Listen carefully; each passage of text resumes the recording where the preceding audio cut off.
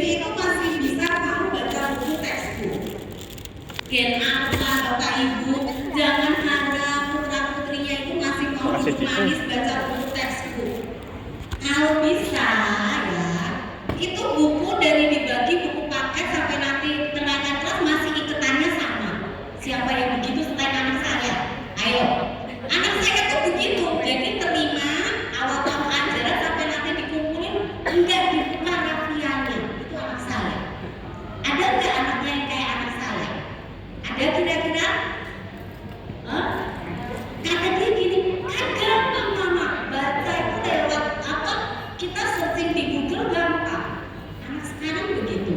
Suruh baca textbook masih susah. Kalau Gen Z masih mau, ya, masih bisa butuh fokus di tengah distraksi media sosial, kritis terhadap informasi. Gen apa pembelajarannya gamifikasi dan interaktif. Anak Gen apa Bapak Ibu suruh di kelas atau di rumah baca buku itu susahnya minta. Tapi kalau kita setelin video, ya, pembelajarannya lewat video, sesuatu yang interaktif dia tertarik. Itu Gen apa? Jadi bukan tipe lagi textbook, tapi gaya sudah pakai video atau aplikasi, ya. Mereka sangat pintar untuk memainkan AI, ya. Kemudian next, interaksi. Gen Z terbuka pada isu sosial. Gen Z itu orangnya isu sosialnya, kesehatan mentalnya mereka jaga. Nggak mau aku harus jaga kesehatan mentalku. Itu nanti beban kerjanya nanti di ini ya, kalian lembur ya. Waduh, nggak dulu deh lembur. Aku mau istirahat, aku kan harus jaga kesehatan mentalku demi kewarasanku. Gen Z seperti itu. Gen Alpha lebih, ya kan? Gen Alpha itu mereka ekspresif, ya, dan sedikit berbagi data pribadi. Anak Gen Alpha itu sering sekali kalau bikin medsos, statusnya itu atau nama aslinya disamarkan. Ayo, siapa yang punya nama bukan di media sosialnya bukan nama aslinya? Ayo, ada nama siapa? Ya. Itu Gen apa seperti itu. Kemudian menilai dan prioritas. Gen Z fokus pada keberlanjutan, inklusivitas dan perubahan sosial, pembelajaran seumur hidup. Kalau Gen Alpha melihat teknologi sebagai solusi utama. Jadi bisa dibayangkan kalau di dunia ini tiba-tiba internet mati, siapa yang paling stres? Generasi apa? Generasi apa? Ya kan? Kalau kita yang sudah dewasa begini, generasi milenial, generasi X, itu nggak peduli. Mau internet mati, bodoh amat. Anak sekarang pergi, seringkali bawahnya itu ya, saya bingung. Kalau anak-anak sekarang itu tasnya itu kalau nggak power bank, charger. Siapa yang di sini juga begitu, ayo. Ya saat ini di tasnya ada power bank atau chargernya ada. Ada. Ya kan karena bingung. Ini ada loh yang maminya suruh ngaku. Ayo mami ngaku. Aduh, luar biasa anaknya. Oke, kenapa nggak bisa jauh namanya gadget? Ya iyalah ya. Sekarang semua pekerjaan kita seringkali pakai gadget, bener nggak? Saya handphone itu 24 jam nggak pernah mati, kecuali lowbat, lupa bekas. Ya, pasti bapak ibu juga gitu. Siapa sekarang mami-mami di sini kalau bangun tidur yang dicari pertama gadgetnya atau dedi-dedinya? Ayo, bangun tidur yang diraba-raba adalah gadgetnya. Oh ada yang sebelah sini ada juga ada.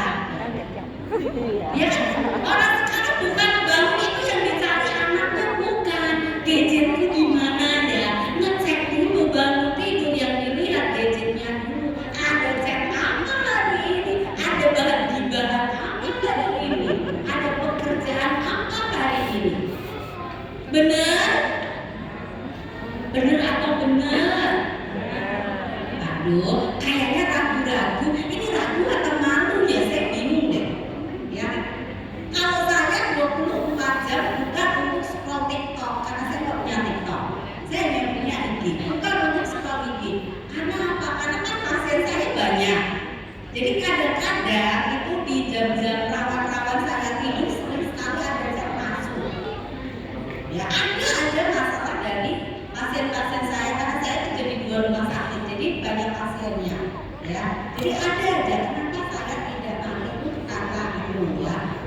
main gadget ya. Oke, next. Karakteristik gen alpha aktif dalam mengemukakan identitas diri. Coba putra-putrinya aktif nggak sih kalau berpendapat?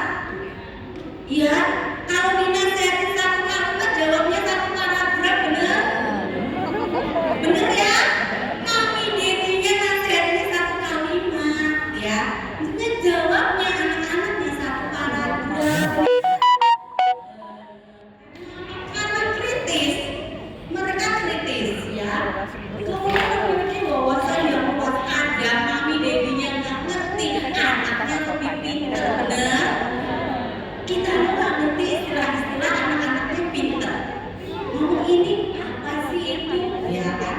Nah, menyukai kebebasan. Bener gak sih anak-anak gen alpha ini nggak suka diatur? Dikasih aturan itu lebih seneng melawannya, bener? Kenapa coba anak-anak dong ya yang menjawab nih, harusnya anak-anak deh. Ayo siapa yang menjawab anak-anak? Kenapa kalau dikasih aturan suka melanggar, kenapa? Ayo apa? Karena kata mereka peraturan dibuat untuk dilanggar. Mereka kalkulasi begitu ya, gen alpha ya. Mereka suka kebebasan, diatur tuh susah sekali. Kemudian ingin memiliki kontrol terhadap orang lain. Anak gen alpha suka mengontrol orang lain, suka mengatur orang lain, tapi kadang lupa mengatur dirinya sendiri. Suka nasihatin orang lain tapi susah menasihati diri sendiri ya. Tergantung pada teknologi, menikmati lingkungan online. Coba di sini anak-anaknya ya. Siapa yang masih bergaul dengan tetangga-tetangganya, main sepedaan, ngobrol apa, ayo. Anak-anak kalau pulang pasti masuk ke rumah, kalau nggak tes ini tes itu, terus di rumah, bener? Nggak main sama tetangganya, kenal sama tetangganya enggak? Ini anaknya. Sekarang kalau maminya nih, maminya tahu nggak tetangga 5 rumah dari rumah itu anaknya berapa, tahu nggak? Hah? Nggak tahu. Anak 5 rumah dari rumah kita 1, 2, 3, 4, 5 itu anaknya berapa? Kerjanya di mana, tahu nggak? Anaknya sekolah di mana, kelas berapa, tahu nggak? Hah? Kalau saya nggak tahu. Saya jujur nggak tahu. Karena saya tinggal di apartemen, sebelah saya siapa aja saya nggak tahu. Ya kan? Orang sekarang lebih ke individualisme, nggak kenal. Ya kan? Saya nggak tahu sebelah kamar saya, depan kamar saya nggak kenal. Ya kan? Anak sekarang begitu, dia lebih suka pulang dan ke rumah. Udah di rumah aja main, makanya difasilitasi gadget supaya nggak main ke rumah. Apalagi banyak penculikan anak, bener? Sekarang saya mau tanya mami, kenapa sih anaknya nggak boleh main ke tetangganya? Coba, jawabannya apa mami? Apa? Hah? Anaknya nggak mau. Oke, terus apa lagi takut kotor? Enggak. Takut diculik? Terus apa? Hah? Ya, memang sekarang begitu ya. Pokoknya udah pulang sekolah ya udah di dalam aja gitu ya, bergaul sama orang di rumah aja gitu ya. Nah itulah memiliki kemampuan adaptasi teknologi, kemampuan multitasking. Anak sekarang itu bisa loh, mereka belajar sambil dengerin musik sambil nonton TV. Bener nggak? Hah? Bener kan ya? Bikin PR tapi masih denger apa, masih nonton apa. Kalau ditanya, udah dong kalau belajar aja jangan sambil nonton. Nggak bisa masuk mami. Begitu alasannya. Bener? Oh bener. Iya. Ya kenapa Anda nggak bisa jauh dari gadgetnya dunia teknologi? Kesabarannya udah tantrum, bener mami. Bener, putra putrinya begitu. Kesabarannya tes di belah 3. Gampang tantrum. Kalau dilarang malah, bener. Bener, oke. Sekarang saya mau tanya, kalau anaknya tantrum,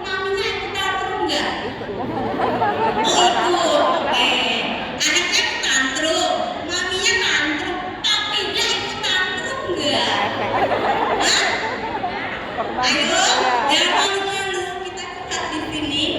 Hah? Korban. Kadang papinya pun ikut tantrum karena bininya tantrum. Iya enggak?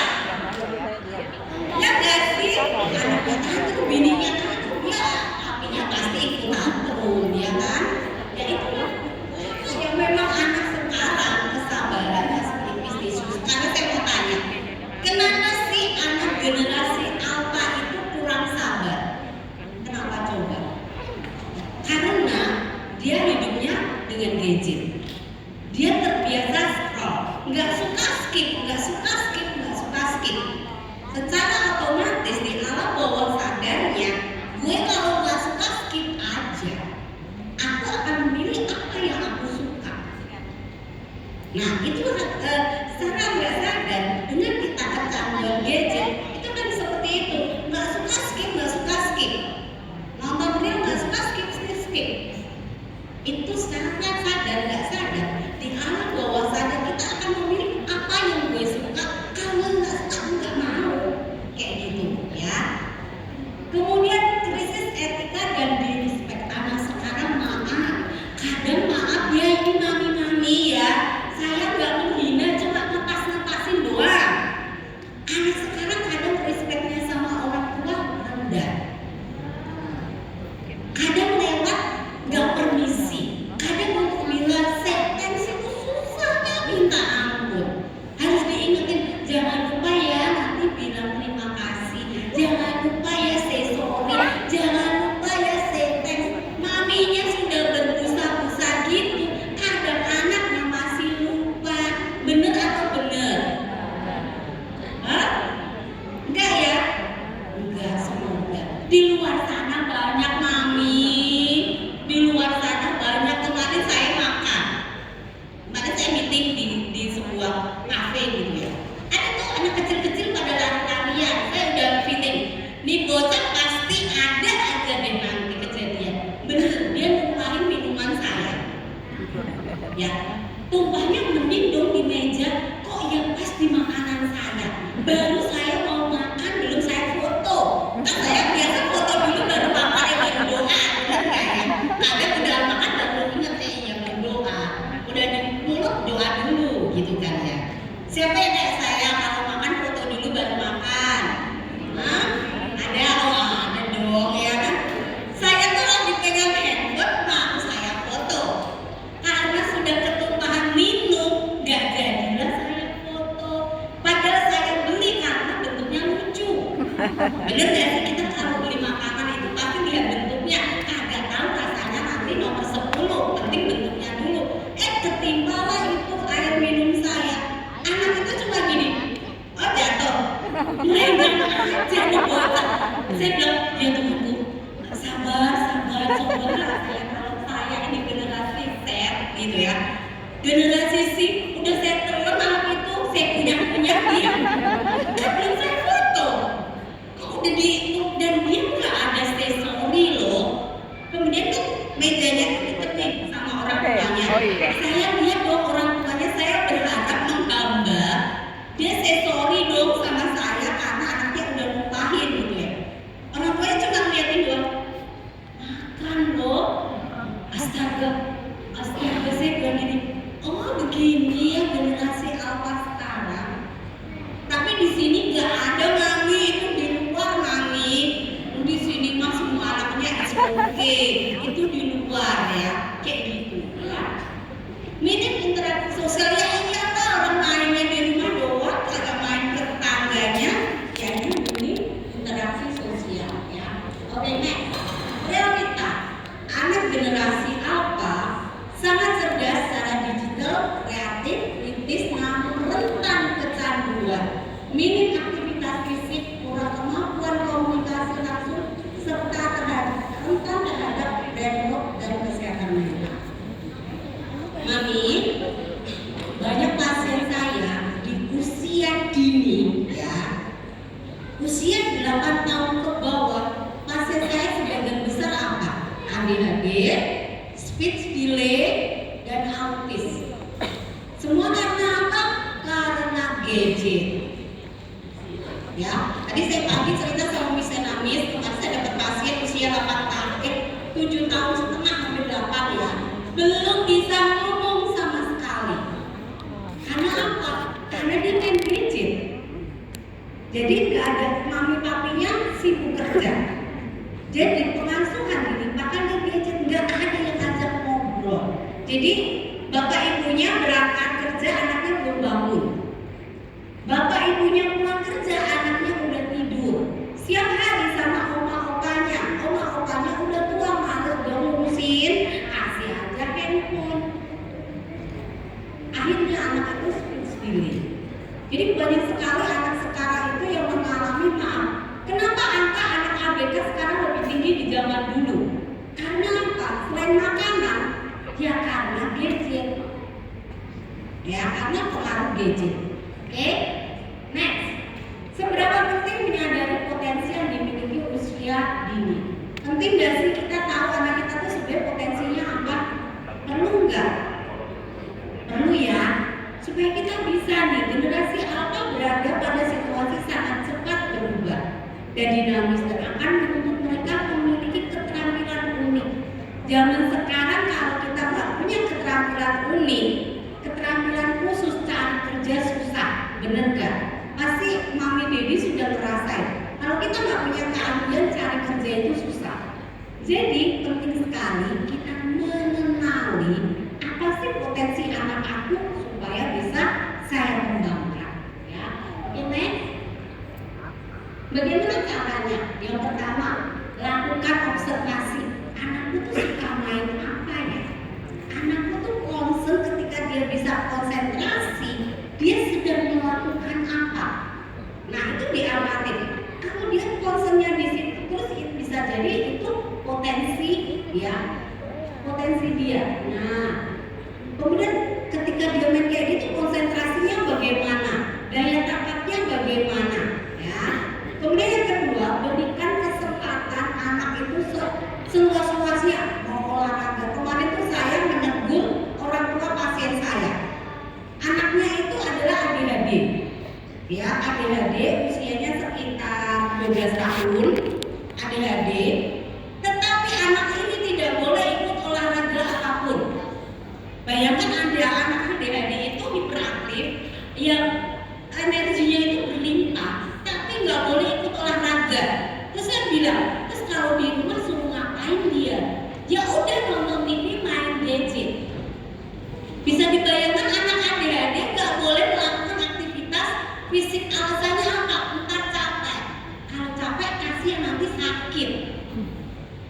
Saya bilang nggak bisa kayak gitu. Anak ADHD energinya berlimpah, jadi harus disalurkan. Terus saya tanya, kamu pengennya apa? Saya pengennya main sepak bola. Saya pengen les bola. Saya bilang oke, ACC. Kalau besok orang tuamu melarang, orang tuamu suruh datang lagi, ya. Karena apa? Harus disalurkan energinya. Karena berlimpah. Efeknya gini, iya saya sebel bu, dia itu kalau tidur baru jam 2 malam. Lah iyalah ya, anak ADHD energi berlimpah nggak ngapa-ngapain, pasti dia susah tidur. Kalau dia beraktivitas fisik, dia capek, dia bisa tidur biasa, ya kan? Nah itulah yang perlu kita kasih kesempatan. Kita lihat anak itu suka apa? Suka olahraga ya nggak apa-apa, suka seni ya nggak apa-apa, ya. Kemarin juga ada lagi, saya tuh nggak suka anak saya itu suka melukis. Kenapa? Saya pengen dia itu fokus belajar pelajaran aja. Melukis itu nanti kalau mau kerja mau dapat duit dari mana? Alasannya begitu. Bapak ibu setiap anak punya keistimewaan masing-masing. Bisa jadi dia kemampuannya secara intelektual kurang, tapi secara seni dia pintar. Jangan malah merendahkan, oh nanti kalau orang seni nggak punya duit. Jangan salah, duitnya banyak juga gitu loh, ya kan? Ada lagi yang ibu anak saya itu senang sekali kalau sudah les musik, dia konsen nggak mau pulang. Tapi kalau suruh belajar matematika ngajak berantem saya dari pagi sampai pagi lagi nggak selesai kalau kerjain. Kita pahami dulu, memang nggak sih anak kita mampu nggak di matematika? Kalau memang nggak mampu, mau kita drill kayak apapun, ya nggak bisa, gitu loh. Jangan memaksakan anak bisa semuanya bisa, ya. Pasti punya sesuatu sesuatu yang lain. Nggak harus secara akademik, bisa jadi secara fisiknya dia pintar olahraga atau seninya apa gitu ya. Oke, kemudian berikan apresiasi terhadap proses bukan hasil. Biasa saya mau tanya nih, Mami Dedi anaknya pulang sekolah, Mami Dedi aku tadi ulangan loh, dapat nilai berapa sayang? Dapat 3,5. Coba ekspresinya apa Mami Dedi? Mami dulu lah yang mulutnya 2 ya kan? Sisa-sisa kalau Mami. Coba kalau Mami siapa yang mau jawab? Anaknya bilang, Mami aku dapat ulangan tadi nilainya 3,5. Apa komentarnya? Hah? Ada yang marah? Hah? Ada yang marah? Hah? Yakin gak marah? Bangga loh. Besok lagi pulang, Mami aku ulangan lagi hari ini dapat 4 Mami. Enggak marah, padahal dia udah les loh, udah dilesin loh ya. Marah enggak? Hah?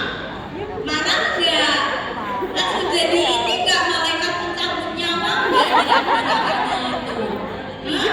Kalau bisa punya lagi terus lagi dilakuin lagi gitu ya. Oke, saya ini belajar dari pengalaman saya ya. Saya dulu anak saya gitu pernah, mamaku sayangku kalau anakku bermasalah, bikin masalah, nanti kalau bilang mamaku sayangku cintaku, I love you, udah deh, udah tanda. Kenapa Mas? Saya manggil saya Mas. Kenapa Mas? Tadi aku ulangan Mas, dapat berapa? Dapat 5. Oke. Teman-temanmu dapat berapa? Dapat 8 dan 9. Tolong dong, saya psikolog, tapi saya seorang mama. Mulut saya 2. Boleh dong saya pengen ngomel? Boleh kan ya? Saya tuh udah gini.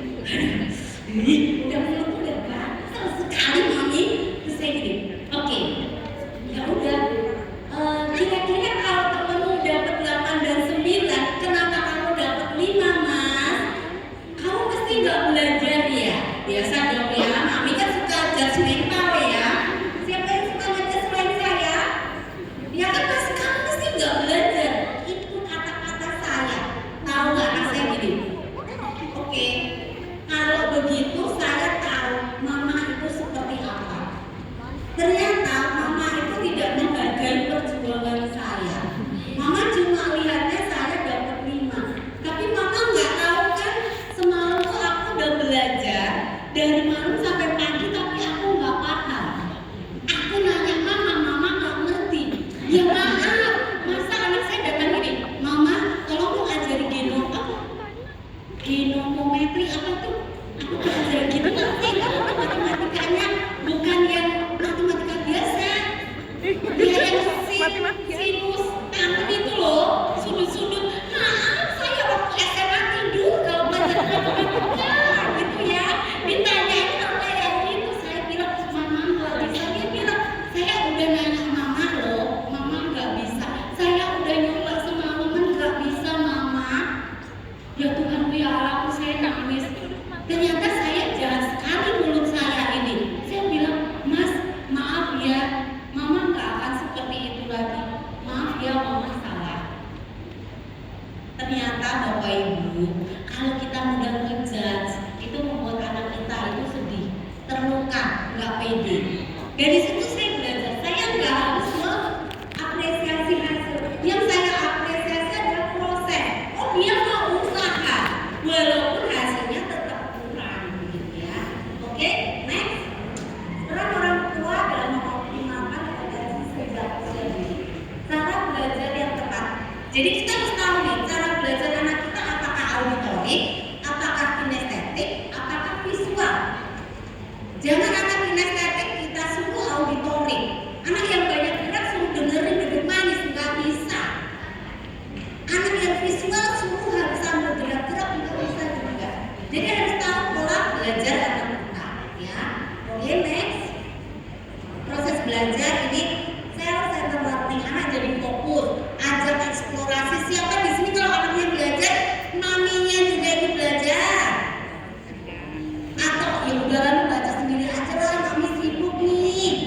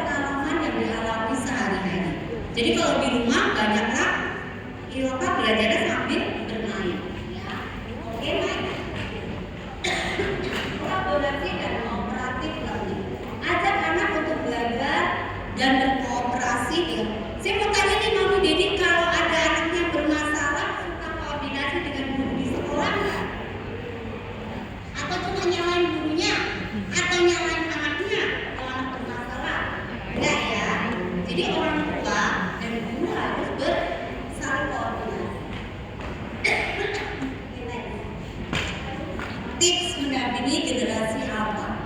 Berikan aktivitas stimulasi yang beragam, permainan edukatif dan metode gamification. Siapa yang suka mau anaknya ngumpulin poin? Kalau dapat poin berapa, bolehlah kita main ke ini, ke playground, atau bolehlah kamu nonton TV lebih panjang, bolehlah kamu makan ini, ada yang seperti itu. Reward dan, kalau zaman dulu namanya reward dan punishment. Ada? Ya, itu bisa untuk memancing anak untuk menyelesaikan tugas. Sekarang saya mau tanya. Iya. Maaf ya, saya baru sebenarnya. Baru sebenarnya.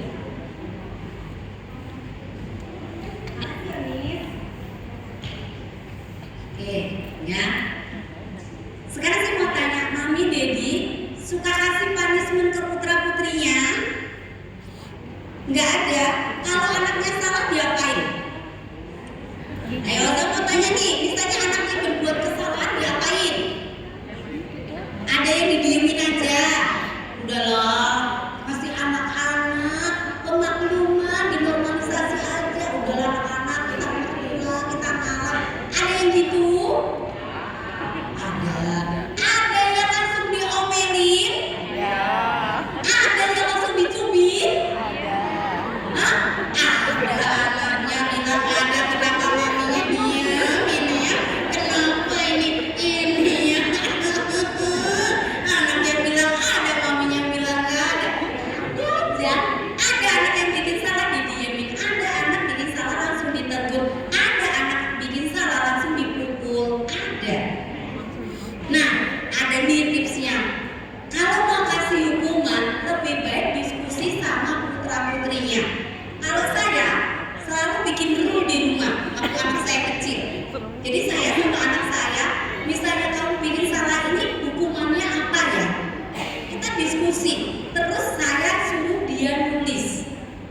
Ya, kalau hukumannya terlalu ringan, saya akan ngomong, masa gitu doang, nggak tambahin lagi dikit apa gitu. Saya suka gitu. Ditulis, dipasang di ruang keluarga. Jadi kalau dia bikin salah gampang, suruh baca dia. Tanda tangan, kalau saya kan anak saya satu. Jadi tanda tangan saya, anak saya sama suami saya, ada saksinya 2. Biar itu sah, secara hukumnya itu kuat gitu ya. Kan ada saksi 2. Ya kan? Kita nikah saksinya 2 loh. Kita di pengadilan minimal saksinya 2 juga loh, ya kan? Jadi biar sah. Jadi kalau saya, anak saya dulu itu kan suka main PlayStation. Nah, kan ada waktunya tuh, jam berapa sampai jam berapa dia lewat, saya nggak perlu teriak-teriak. Saya bilang gini, mas, tolong dong hari ini tiba-tiba makanan mama tuh rabun. Mama lupa cara baca. Tolong dong dibacain. Saya suruh baca. Apa tolong diulangin mama cowek hari ini. Jadi kita nggak perlu teriak-teriak, anak kita paham. Itu ngajarin apa? Yang pertama, anak komitmen. Itu secara tidak langsung ngajarin anak komitmen. Kalau aku bikin salah, konsekuensiku ini, ya. Dan itu buat konsistensi hukumannya sama. Jangan sekali anak bikin salah hari ini dihukum, besok enggak. Kasihan dia lagi sakit, nggak apa-apa lah. Jangan. Tetap harus konsisten supaya anak tahu, oh kalau aku bikin salah, aku nggak boleh begini. Oh kalau aku begini, aku dapatnya ini. Itu ngajarin anak untuk komitmen dan konsisten. Ya, oke, next. Terima kasih.